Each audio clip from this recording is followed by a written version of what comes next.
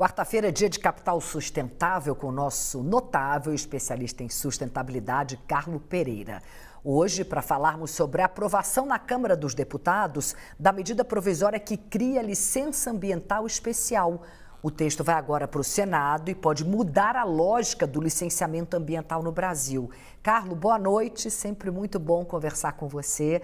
De que forma isso pode mudar a arquitetura regulatória do Brasil? Como é que isso altera o nível de previsibilidade para grandes projetos de infraestrutura, de energia, de logística?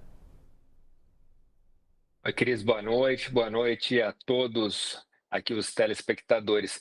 Cris, a ideia é boa, né? No sentido de que, claro, todos nós sabemos, todo mundo aqui vai ter um exemplo de algum empreendimento, seja do setor que for, né?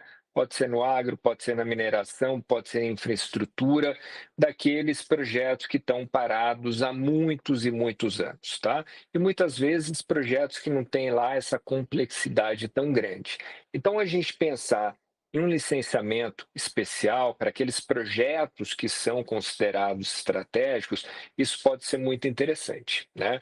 É aquilo que eu já comentei aqui também, né, Cris? Conversando muito com o empresariado, o que se fala muito é o que, olha só, a minha questão não é que eu quero uma facilidade técnica, eu quero sim uma previsibilidade, tá? Previsibilidade das etapas, previsibilidade do processo, previsibilidade, sobretudo, dos prazos, né?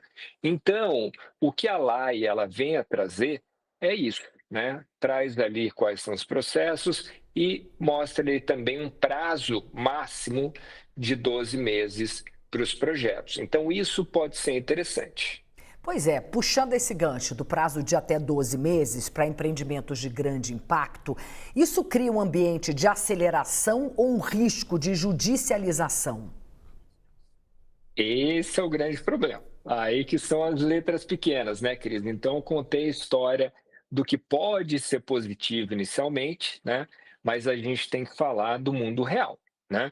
Então, o mundo real pode ter o quê? Primeiro, né, para um empreendimento fazer o EIA-RIMA, né? Então, estudo de impacto ambiental, por exemplo, né? Muitas vezes você leva ali meses e meses, porque não é tão fácil assim, dependendo do empreendimento, né? São consultorias diversas que olham questões ambientais, também questões sociais que entram ali no EIA-RIMA, né?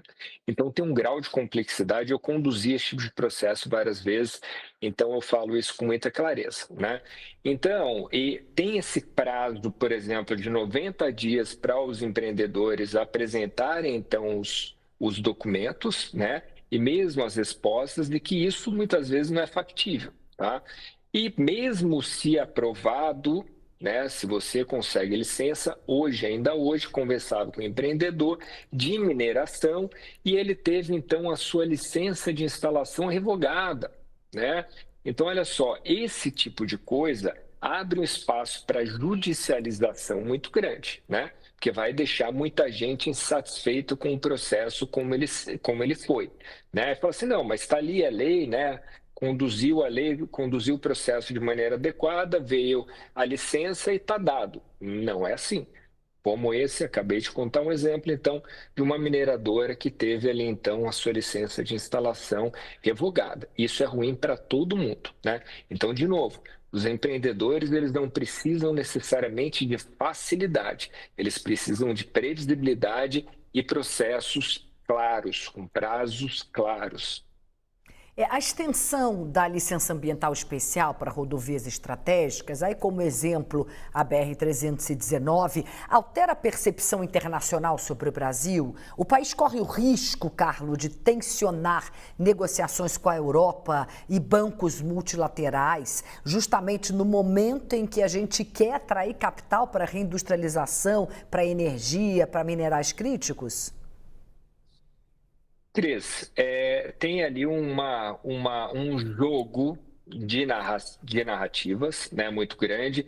As pessoas técnicas, seja de onde for, Europa, Estados Unidos, seja onde for, sabe que a legislação ambiental brasileira ela é bastante rigorosa, é uma das melhores do mundo, não só em rigor, mas com relação a tudo que tem ali, né? No entanto, sabe-se também no Brasil que infelizmente, como a gente costuma dizer aqui, às vezes tem lei que não pega. Tá? Então, por isso se questiona muito. Se questiona muito a segurança jurídica. A maior parte dos eventos que eu vou fora do Brasil, para falar de Brasil, um painel que sempre existe e é um painel sempre muito frequentado é com relação à segurança jurídica no Brasil. Tá? Então, esse é o medo de investidores de fora do país. E, claro, voltando para a questão da guerra da narrativa, o que se tem muito é o quê? Por exemplo, o acordo União Europeia e Mercosul, que teoricamente vai ser assinado agora dia 20 de dezembro. O que acontece? Os europeus, principalmente franceses, que estão tratando ali da questão do lobby, colocam essas coisas como exemplo. Falam, olha só, estão ali enfraquecendo legislações ambientais. Então, eu, europeu, que tem uma legislação ambiental bastante severa, eu estou competindo de maneira injusta com pessoas que estão aí em países outros que têm uma legislação ambiental bastante fraca. Esse é o argumento, né? Que é claro, Cris, né? A gente sabe que para fazer as coisas de maneira adequada, ambientalmente correta, socialmente justa, isso aí, obviamente, incorre em custos maiores, né? Então, por isso que vai ter sempre essa discussão. Então, por isso, de novo, volto à terceira pergunta, terceira vez que eu vou trazer isso, Cris, que é no sentido de que a gente tem que tomar bastante cuidado. O que, por uma questão política, empreendedores, né, o setor privado pode ficar feliz com esse tipo de lei, pode fazer com que eles fiquem tristes daqui a pouco tempo, né? Porque isso pode ser judicializado, isso pode ser visto como uma ação inadequada por parte de investidores estrangeiros. Então a gente tem que olhar com muita atenção e certamente o setor privado tem que olhar com bastante cuidado. Não ficar feliz nesse momento, agora, para daqui 2 anos a gente colher resultados ruins. Cautela é fundamental nesse momento, né? Exatamente, Cris.